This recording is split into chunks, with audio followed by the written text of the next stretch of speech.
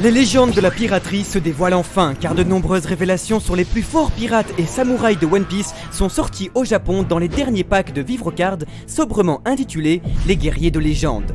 L'incroyable prime de Marco, révélation sur Goldie Roger et fruit du démon des plus grands de ce monde, l'actualité de One Piece bat son plein. Alors, soyez sûr de vous abonner à la chaîne pour ne rien louper. C'est peut-être qu'un petit clic pour vous, mais c'est pour nous aussi important que les mandarines, que les mandarines pour Nami. Voilà. Aussi, et pour fêter l'une des primes les plus importantes de tout le manga, il va de soi que l'on attend autant de pouces bleus sur la vidéo que la prime de Marco à De Berry.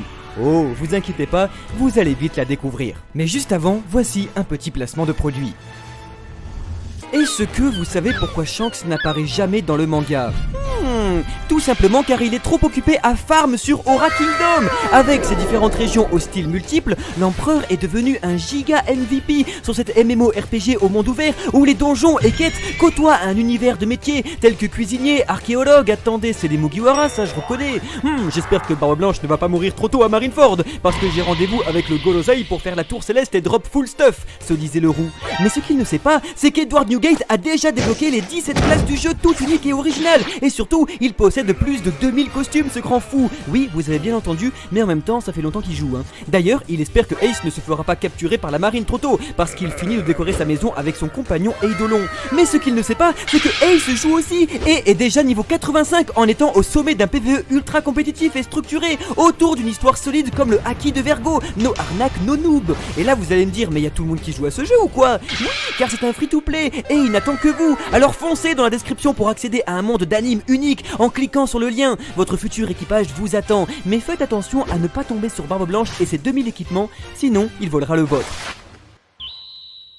俺たちは早すぎたんだ。ワンピースか。誰が見つけるんだろうな。それは俺の息子だな。 Si c'est un garçon, il s'appellera Ace. Si c'est une fille, elle s'appellera Anne, disait le roi des pirates Goldie Roger à sa femme Portgasdi Rouge. Aujourd'hui, nous apprenons que le mythique sabre de Roger se nomme Ace et est un Saijo Owasamono, l'une des 12 lames les plus puissantes au monde, qui rejoint ainsi Shodai Kitetsu, le Murakumogiri de Barbe Blanche et le Kokuto Yoru de Dracul Mihawk. Également, nous apprenons que Goldie Roger, né à Locktown il y a 77 ans, est devenu célèbre dans Grand Line en tant que rookie qu'à partir de 25 ans, contrairement à Luffy âgé lui de 17 ans, et qu'il prit pas moins de 13 ans pour arriver au bout de Grand Line à la dernière île Lodestar il y a 39 ans, avant de partir en quête de Laugh-Tale et des Rhodes Poneglyphs en attaquant un an plus tard God Valley, pour finalement attraper une maladie incurable à l'âge de 49 ans il y a 28 ans. Il rencontrera Oden Kuzuki 2 ans plus tard pour devenir roi des pirates un an après, il y a 25 ans, avant de se rendre à la marine encore un an plus tard, il y a 24 ans, pour être exécuté là où il est né. Ainsi, Goldie Roger avait 53 ans lors de sa mort. Toujours chez le roi des pirates, sur l'Euro Jackson se trouvait bel et bien un œuf de roi des mers. Seulement, Roger est mort avant qu'il puisse éclore. Serait-ce alors un roi des mers qui attendait lui aussi de naître plus tard en attendant la venue de Joy Boy et sa rencontre avec Poséidon tant prophétisé? Roger est arrivé trop tôt et il le savait. Un jour, quelqu'un naîtra et le dépassera. Alors, peut-être que cet œuf a lui aussi attendu.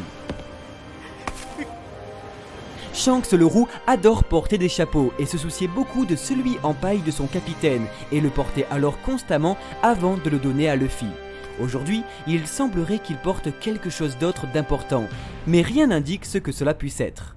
Tous les vassaux d'Oden Kuzuki manient le haki de l'armement et de l'observation. Kikunojo porte un masque durant ses combats afin de conserver la bonté de son cœur et ne pas la perdre durant la bataille. Kinemon quant à lui possède 2 katanas appelés Kakusan et Sukisan et aucun ne semble appartenir à une classe supérieure.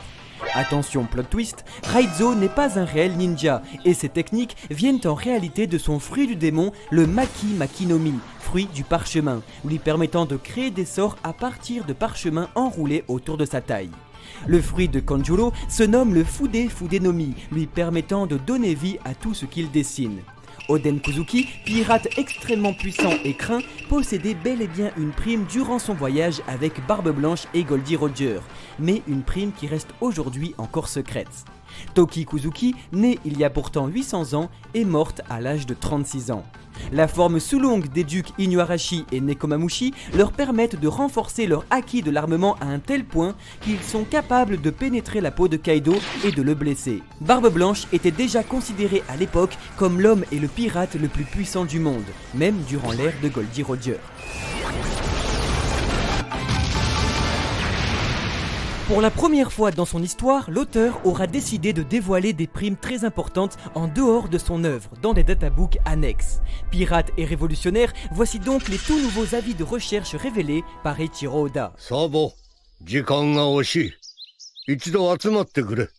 先に作戦を固めておこう。 Morley, 293 millions de berries.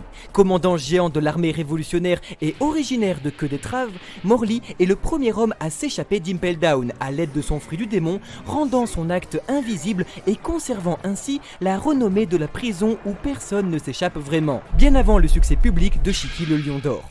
Une prime conséquente pour celui à l'origine du niveau 5.5 d'Impel Down. Lindbergh, 316 millions de berries. Inventeur minx réputé, le commandant révolutionnaire est comme son duc de la nuit, un chat capable de se transformer en Sulong les soirs de pleine lune. Une prime respectable pour le chef des armées du Sud. Karasu, 400 millions de berries. Les sommes augmentent et rien de plus normal pour le commandant révolutionnaire au fruit du démon redoutable. Les corbeaux créés par le chef des armées du Nord sont capables de porter des gens comme de transmettre les informations les plus capitales au sein de l'organisation. Son positionnement, en plus de sa puissance, font de sa prime une somme très importante. Bello Betty, 457 millions de berries. L'incarnation même de la révolution, drapeau et espoir du peuple, Bello Betty possède la prime la plus élevée des 4 commandants d'armée. Parce qu'elle ne reflète pas seulement la puissance mais la dangerosité, la Marianne de One Piece possède la seconde prime connue la plus élevée de la révolution, avec celle de Sabo et ses 602 millions. Rien de surprenant pour celle qui, à l'aide de son fruit du démon, peut littéralement raviver la volonté des hommes à se rebeller contre l'oppression et le pouvoir. Une aptitude qui n'est autre que le némésis absolu du gouvernement mondial et de ses idéaux. Ainsi, avec Imperio Ivankov, il ne manquerait plus qu'une seule prime à être dévoilée chez la Révolution, celle du chef Monkey D. Dragon. L'homme le plus recherché du monde posséderait une prime vertigineuse creusant l'écart avec ses commandants. Alors, c'est maintenant à votre tour d'utiliser votre acquis de l'observation pour deviner la prime de Monkey D. Dragon en commentaire. Lorsqu'elle sera dévoilée dans le manga, nous reviendrons sur cette vidéo pour découvrir ceux qui voient loin dans le futur. 一番隊隊長マルコ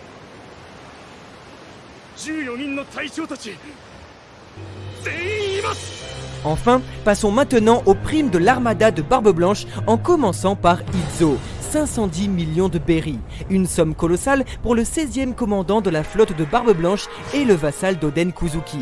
Parce que celle du deuxième commandant était de 550 millions à l'époque, nous pouvons déjà deviner que celle d'Izo devait être plus faible lors de la Grande Guerre de Marineford et que l'ellipse lui a très bien réussi. Enfin, Marco le Phénix aux 1,374 milliard de berries. La prime la plus haute dévoilée n'est autre que celle du second de l'homme le plus fort au monde, l'un des seuls hommes capables de s'opposer à des empereurs et suffisamment puissant pour changer le cours d'une bataille à lui tout seul.